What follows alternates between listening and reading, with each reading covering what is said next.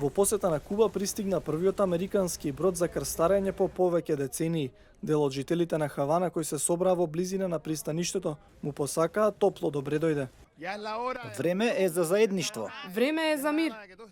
Време е се да биде како што треба. Затоа ги имаме двете знамиња. За да бидат заедно.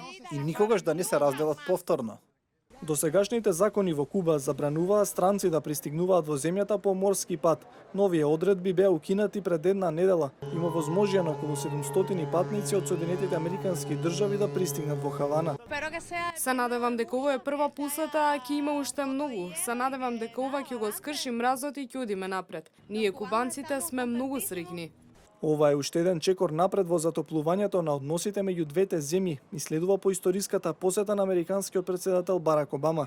Дипломатските односи беа обновени пред една година и од тогаш Куба и САД потпишаа повеќе договори за соработка.